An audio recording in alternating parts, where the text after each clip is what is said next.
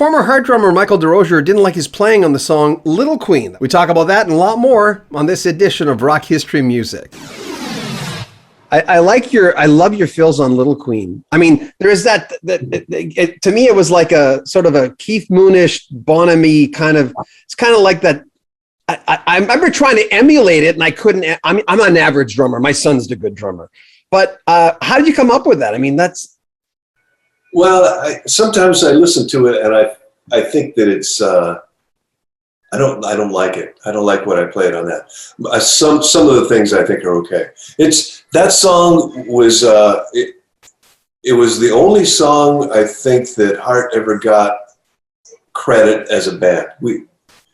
For some reason, and primarily, and I don't know if Nancy even had anything to do with this, and just decided, well, we'll just say that everybody wrote this song. It was a band effort, and it was just something we sort of jammed out. And I was trying to figure out something, some little punctuation things to set up changes in the, coming into a verse or getting out of the verse or whatever. Trying to do something and I didn't want to do stock junk. I was just in the mood that day. I don't know. So I tried some things, and I'm not really. But isn't it interesting? You have that opinion on it, and obviously you did it. You created that. It's yours.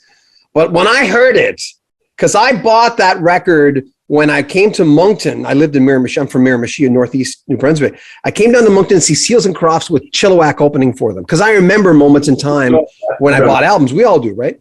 So I remember picking it up and bringing it home after the Seals and Crofts concert and putting it on really late at night by the time I got back home. And when you played that fill, see, that's the thing. When you played that, I stared at the speakers and went, holy, that is so cool. See, there you go.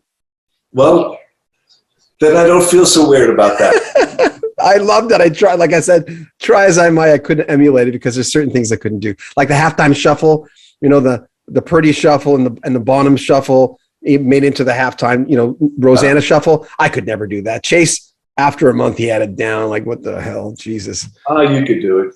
You could do it. Nah, you're nice. Thank you. Have there been drummers? There must have been drummers, and don't be modest, please, that come up to you. Because, I mean, like when I told my son I was going to talk to you, he said, oh, my God. By the way, I've been saying your name wrong my entire life, so sorry about that. I finally watching interviews and I'm going, oh, I had a friend named DeRozier, and that's how he said it. You're saying it right. Well, how come people say DeRozier? Well, because my grandfather was Canadian, and he moved to Ballard. He moved to Seattle here when he was I don't know how, I think early 20s or something. And for some reason, he decided to change the spelling and how he pronounced it. All my Canadian relatives pronounce it like you pronounced it, DeRozier. But I don't. He tried to Americanize it or something, I guess. And, the Rascals, Felix Cavalieri. But anyway, I said, when I was in radio, when I first got in radio, someone says it's not Cavalieri. Don't say that. It's wrong. I'm like, okay, Cavalieri. And he said the same thing. He said, no, it's that in Italian. It's Cavalieri. I'm going, okay, I don't know what to do. Like Neil Peart was the ultimate one. No one knew how to say Neil Peart's last name, even though it was such a simple name. But it is Peart. It's Peart. But people got it wrong. So I'm going to include you in a long list of people that I've mispronounced their names. I'm doing a whole video on it. So look at that. You got in there. Luke's the guy who told me, like, when you do an interview with Steve Lukather, there's all his stuff back there. It's like crazy. And other artists refuse to do that. They don't, like Glenn Shorrock, the lead singer of LRB. He says, I have all those gold albums, going to put them up. And my wife, he's not married to her anymore. He says, my wife said, don't do that. He says, well, so what are you supposed to do with these things? You're supposed to be proud of them. Why wouldn't she? Why she wouldn't want them? I don't know. And I like it when it's, that's kind of cool. But for you, have you kept stuff? Have you kept a memorabilia from the early days? Do you still have any of the kits? Do you collect that stuff, or do you just get rid of it? I mean, obviously your gold albums you must still have. Oh yeah, I've got the gold and platinum double albums. A couple of them are double albums. I've got a few select pictures. I've got a framed ticket that I can't even remember where I got how I got this. It wasn't at us. It was from a gig that Hart, it was Hart, Boston, and Van Halen I think we played the Cotton Bowl or some outdoor stadium kind of thing like that. How much were the tickets?